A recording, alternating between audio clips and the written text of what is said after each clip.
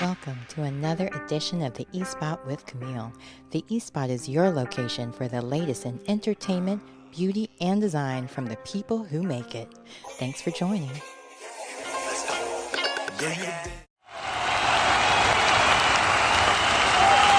And we're back, season 8, and it's so great already. Thank you so much for joining me. I cannot wait for you guys to meet my guest today because we're going to be talking about the largest organ that you have, your skin.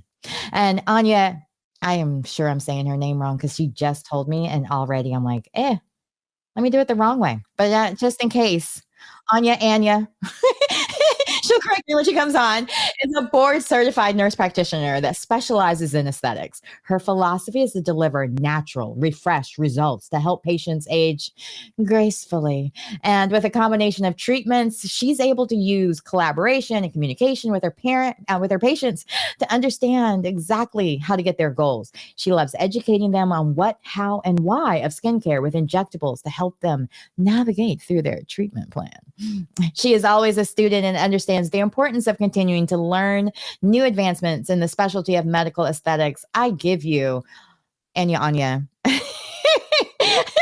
From Face in Charlotte. She's going to join me, and she's not only going to educate us on all things skin, she's going to educate me on how to pronounce her name correctly again, because this dyslexia, I cannot turn it off. It's as soon as I get the correct pronunciation, it's like my brain is stuck on stupid and wants to say the wrong one. So please, what is your correct name? My name is Anaya. Anaya. It happens to me every single day, and it does not bother me. It's fine. Thank you for being so understanding, because I mean, it's a beautiful name and I hate that I keep butchering it, but it's okay. I digress. So tell everyone, how did you even get started in the world of aesthetics? Because that is my favorite place. It's very interesting thing. I've kind of always been very into skin, and my friends would always be like, what do we need to do? How do we protect our skin? So skin was what I did right at home and just kind of did it. And then we got to a certain age, and then one of my friends was like, well, what about injectables? What do we do about Botox? And I knew nothing about Botox, at all. I've been a nurse practitioner forever. Side note, I have over 20 years in nursing. I've been a practitioner for 15 years. And when my friend asked me about Botox, I was like, well, let me go take a course and see what happens. So I took the course, and immediately I was like, I love this. Why have I not done this before? So I kept training and taking courses, and my husband was like, so are we going to put this to use? What's going to happen with this? And I was like, well, who pivots 20 years after they've been doing what they've been doing? He's like, people do it all the time. So that's what I did. I took a fellowship, learned the face, learned anatomy, and the only regret I have is that I didn't do it sooner. So now I get to teach patients, my friends, whoever wants to learn, especially people of color, what it is about aesthetics. Why is it a great thing? Why do we need to embrace it? And how you can utilize that towards your own anti-aging journey.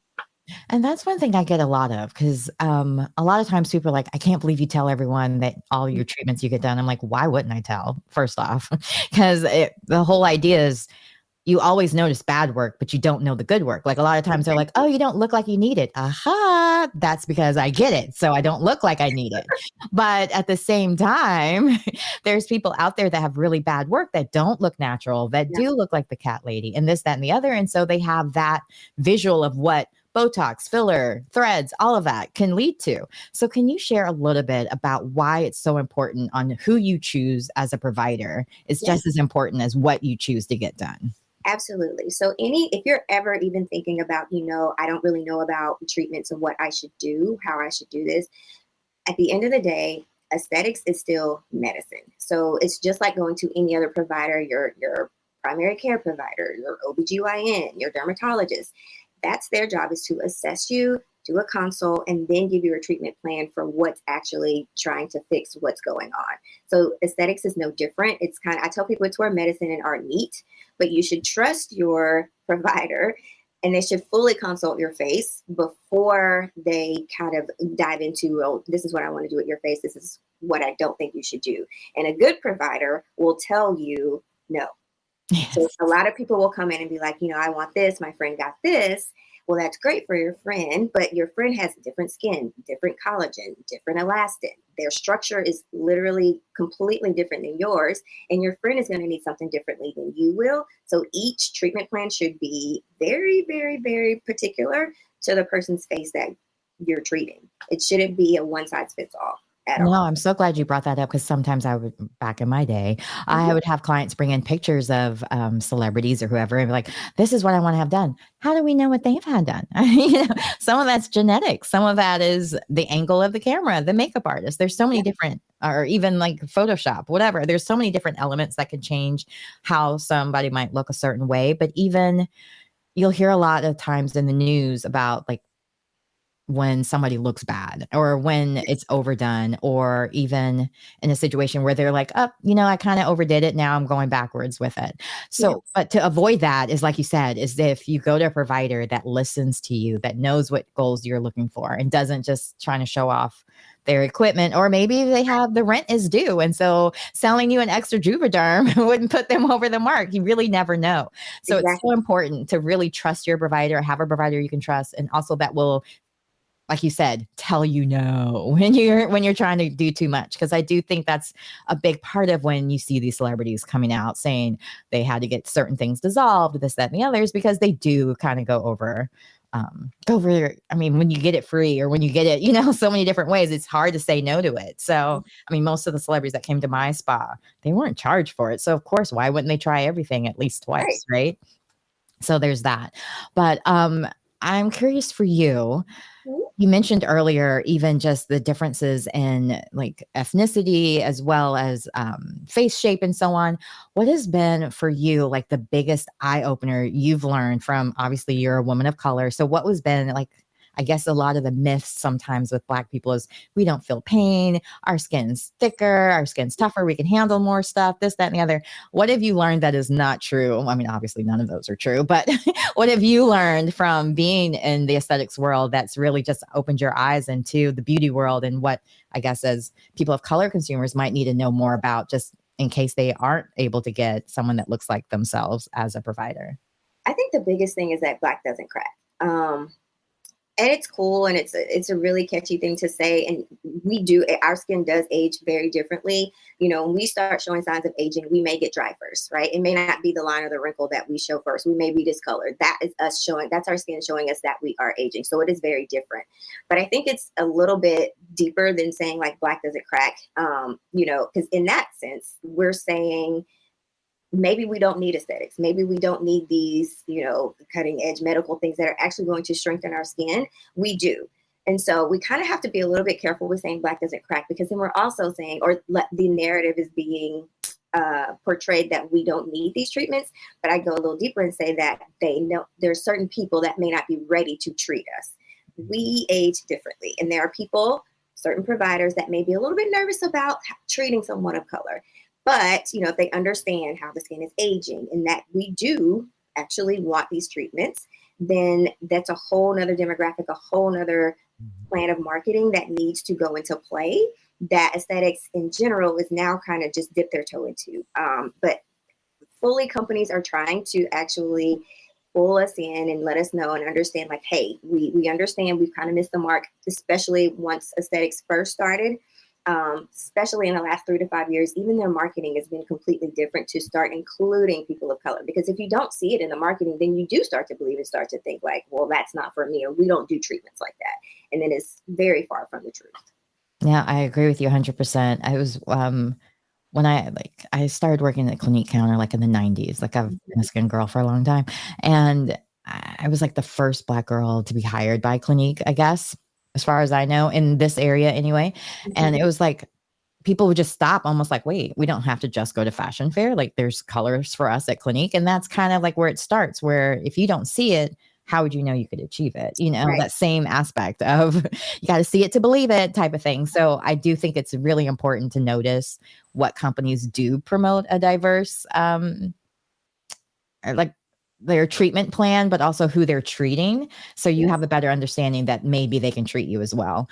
And Yes. it's always so good to see before and after pictures. And if you don't see anybody that looks like they're in your complexion range, ask, because it may be a matter of like, we don't always want to be used for our photos or to be used as promotion. And, so sometimes we're not the ones that want to be in the before and after pictures. Doesn't necessarily always mean that, we're not getting treated there. So I Right. want to get into the different treatments that you offer, Okay. because it is getting ready to be spring, and after spring comes summer, and it's like everybody's gonna be showing more skin. They're gonna want to go out and more natural. I know they say the mob aesthetic is what's in now, but clean skin is always in. Let's just be for real. Good skin is always in. So what are your big pushes for spring to summer, like making those changes from winter? What are your big treatment pushes right now? So big treatment pushes for me, especially late fall, winter. This is like your peel season. And again, yes, we get peels. I love peels because they're kind of like the secret weapon. If you're not ready for injectables per se, but you're like, I want my skin to be glowy, I want it to be dewy, I want these lines kind of going fading away, you can do very light chemical peels. You don't have to look like a shedding snake where you have to cut the skin off. You can go very superficial and help those little fine lines that you're like, they weren't really there, but they're kind of peeking through. So now Mhm. is peel season. There are lasers we can do, but again, you have to be very, very, very particular about your provider that's going to do a laser, especially if you're of a darker skin tone. And then skincare, hands down, is a non-negotiable for someone that's in my chair, and sunscreen every single day. I don't know where we got that we don't need sunscreen, but we do. Everybody needs sunscreen. You have to protect your skin. Like you said in the beginning, this is the biggest organ of your body. You have to protect it. So sunscreen, hands down. Medical grade skincare is what I like to tell my patients to Yes. use. And then if they're ready to go a little bit deeper, of course, we can do some chemical peels. And then, of course, injectables once you start getting to a little bit of volume loss and you need a little bit more structural support. Yeah, now I'm always surprised that people don't always know the differences in the different treatments, because I grew up in this world. My mom was a fashion fair makeup artist back in the 80s. I grew up watching her, going to get facials, all the things. That was just the world I lived in. And so I always knew what these treatments are. But even now, I've had friends say, "Oh, yeah, I didn't know you had Botox. I thought your lips were natural."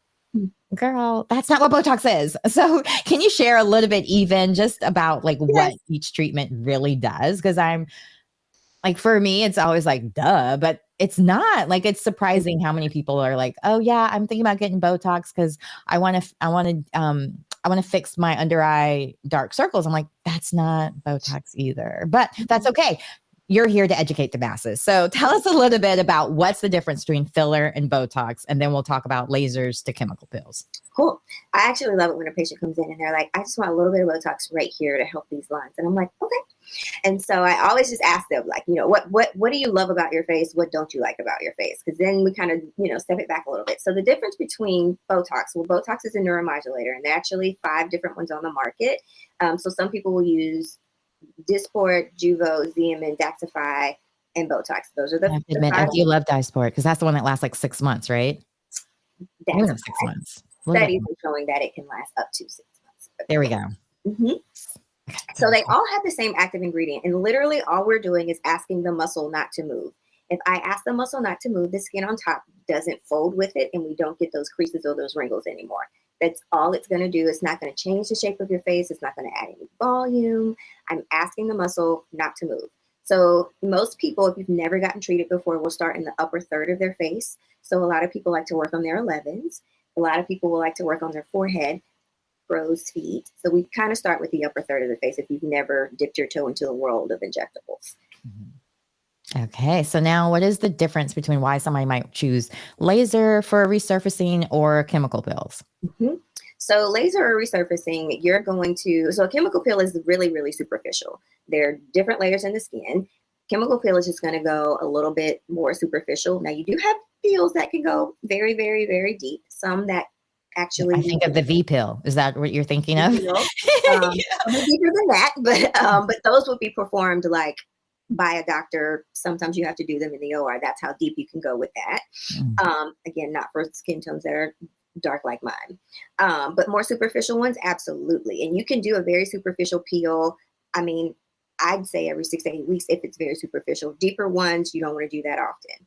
Lasers, though, you want to, with the laser, you can cause intentional injury on purpose so that you build much more structural support deeper down. So, you think about lasers, you want to do, there's different things you can do with lasers. You can treat dark spots, you can treat red spots, rosacea, capillaries, broken capillaries. You can literally intentionally create injury to build collagen support and to tighten you a little bit more. So very different than chemical peels. They go much deeper, use a different sort of light source depending on what you want to do with light and heat. Okay. I know Now, one of your questions. I didn't tell you the difference between Botox and filler.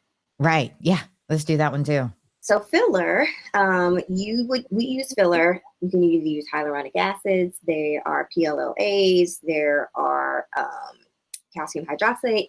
That all kind of, depending on what we use to inject, we can replace volume loss that we've had or give a more structural support.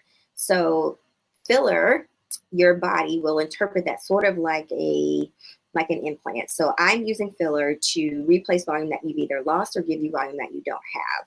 And most of the time, if we're giving you volume that you don't have, we're thinking about the lips.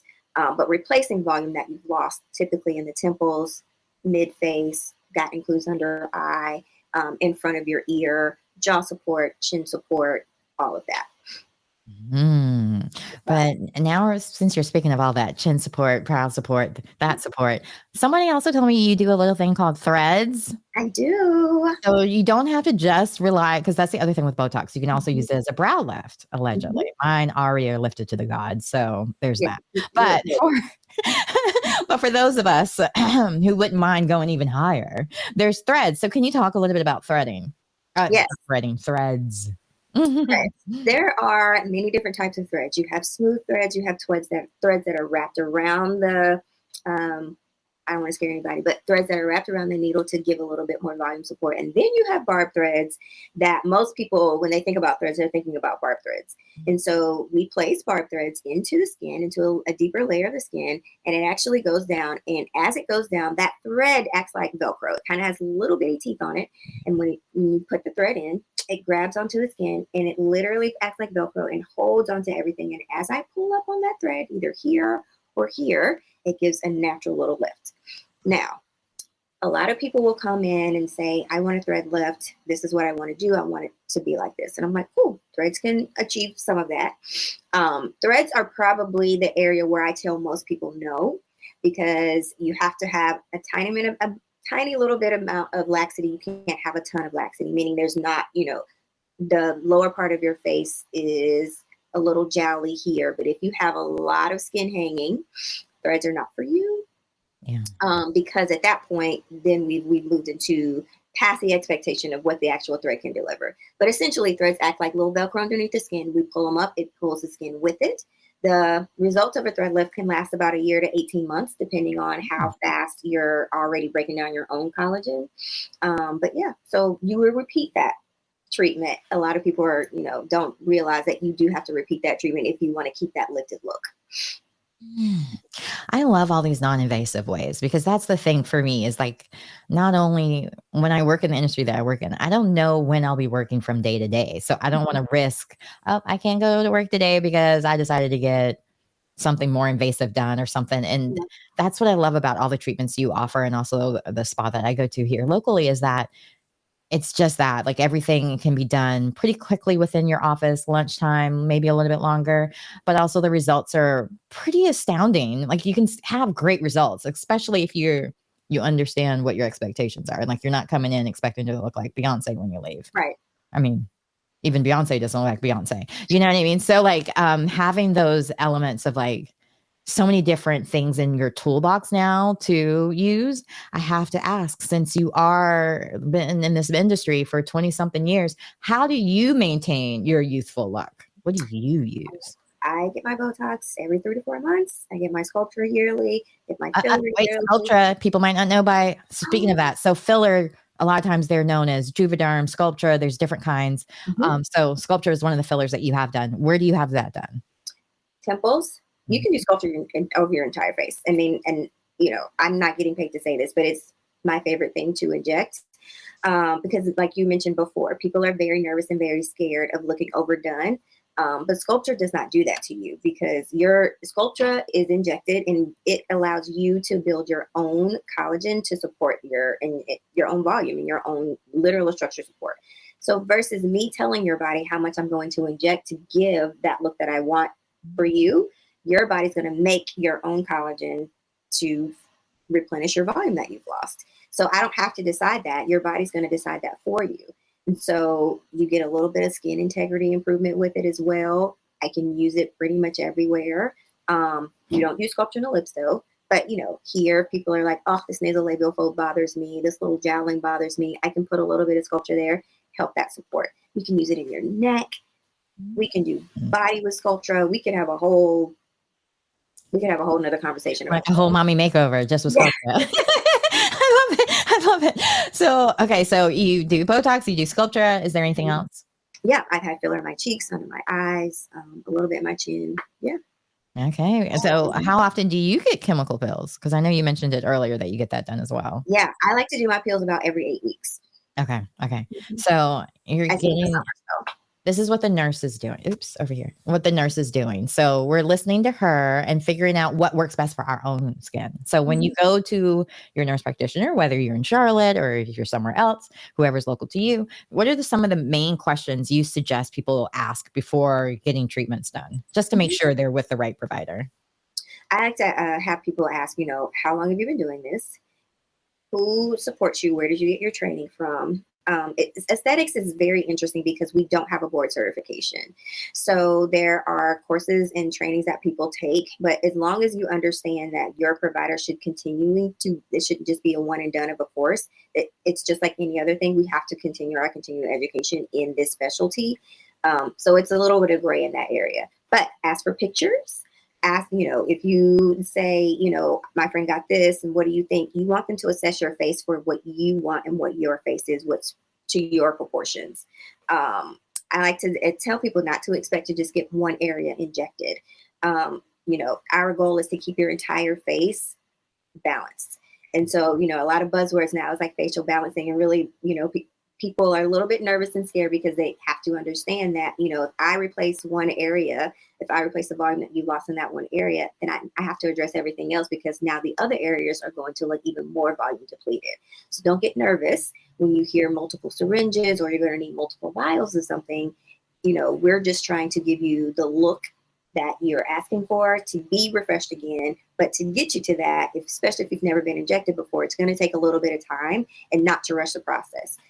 It shouldn't all be done in an hour. It's going to take a little bit of time. Now, you mentioned how much time it actually takes to get the procedure, but how much time should people expect to start seeing results? Because that was the one thing that I was kind of surprised when I first started doing Botox, is that it does take 2 weeks for it to take effect, give or take. And so you're like, every day you're squinting around looking to see, okay, is it done? Is it started yet? Or, or my husband stopped asking, what are you looking at? What are you staring? That's when I know. I'm like, oh, it's kicked in.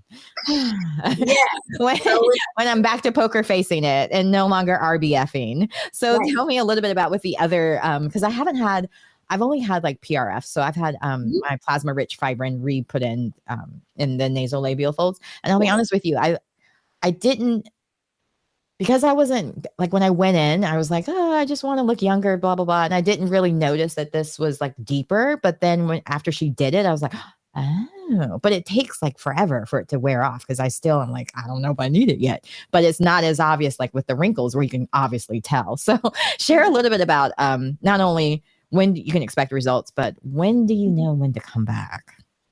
So another main difference between your neuromodulators, your Botox, your Dysport, all of those, and filler, or even PRF, is that with Botox or any of your neuromodulators, she's right, you don't see it the day you get injected. You have to, it's a drug, so your body has to literally take it in and allow the drug to do what it's going to do. So you'll start seeing, some people start seeing their Botox set in day 3, day 4. Typically with Botox, you're going to see it set in at about 5 to 7, but full effect is sometimes 2 weeks, even 3 weeks after that. With some of the other neuromodulators, they can set in quicker, but still same effect. Full effect is at 10 to 14 days after that, but then it slowly starts to wear off. So remember, it's a drug, so you're going to metabolize it out. If it does last 6 months, you either have a slow metabolism or we put a lot more units in. So how many units you get affects how long your dose is going to last. So I tell people to expect their Botox or neuromodulator treatments about once a quarter to stay on top of, if you came in with the goal of like, oh, these pesky 11s bother me, the last thing you want to do is allow that muscle to fully wake up. So you want to make sure you're getting your treatments at least quarterly for those, for your wrinkle relaxers. Okay. Now, for your filler, you can actually see those results the day of, like as soon as it's done being injected, you can see what it looks like then. But I particularly like your filler about 3 or 4 weeks after you've been injected, because at that point your body's like married it in, it's kind of melted in, it's integrated into your tissue, and it to me looks way better then than it does initially after. Once you get injected that day, your body's in a little bit of like, who are you and why are you in here crowding my space? It kind of has to melt in and integrate a little bit. And so I particularly like filler about 3 weeks out. But you're right, PRF you can see pretty much immediately as well. I like to dabble and say, about 3 to 4 treatments of PRF to really get your body to kind of like do what it's going to do. But yeah, you can see them immediately. All right. Well, now I want to make sure everyone knows how they can find you, where they can book with you, all the fun things of that nature. So share a little bit about that, and then we're going to go on this beautiful day and enjoy the rest of the E-Spot. Yes. All right. So you can follow me on Instagram. I am @ANAYA_NP. And there in my bio, you'll find my link to book with me. You'll see everything that I'm doing. I am located in Charlotte, North Carolina, towards Pineville, towards Matthews, and towards Valentine. So I'm in the southern part of Charlotte, but I'm here. Fantastic. So again, thank you so much for being my guest today. I absolutely loved being able to talk shop. Anytime I get the chance to talk about beauty, and like even now, it means so much to me just because I used to work at a spa and there was only my clients I got to talk to. And now with the podcast, I have the opportunity to share with so many different people in so many different areas. So it was really grateful to find someone in Charlotte, because I get asked all the time who to go to in Charlotte, who to go to. And now we know who to go to in Charlotte.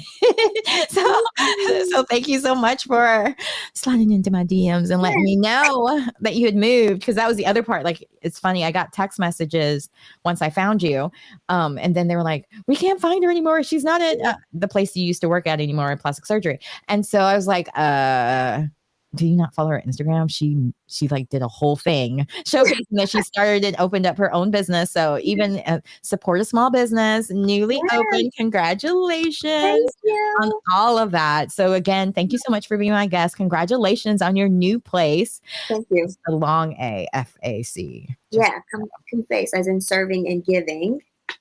All day long, all day long. And thank you for not gatekeeping, because you have given so many other women permission to talk about the things that we've been getting done. We are very nervous to say like we've done this or we've done that. So thank you. Please keep shining the light. It's my pleasure. It's my pleasure. Because that's why I got into aesthetics, was to help other women. Because I felt like makeup did such a big job for me. Like I went from, I lost her for a minute there, but I'll just keep talking. I went from feeling like the ugly duckling into a beautiful swan, for like the joys of having a makeup artist that did my makeup one day on set. And it was like, it changed my whole life. Like I just had more self-confidence, just entered the room differently. And I felt the same way when I was working as an esthetician. So many times with my clients, especially my acne clients, when their skin was clear, they had so much more confidence. Or with my aging clients, when they just felt like they could get, like they were giving up, to see them feel like, I got this youthfulness again. It was amazing. So I absolutely love being able to do this. I enjoy anything I can do to help us other women out there. So if you have any questions, if you have any concerns, please don't feel free to reach out to me. I'm happy to help. And thanks for tuning in to the E-Spot with Camille. Make sure you keep tuning in, because there will be more of these great episodes coming everywhere that you listen to podcasts, and of course on YouTube. Have a wonderful week, and thanks again. Stop recording.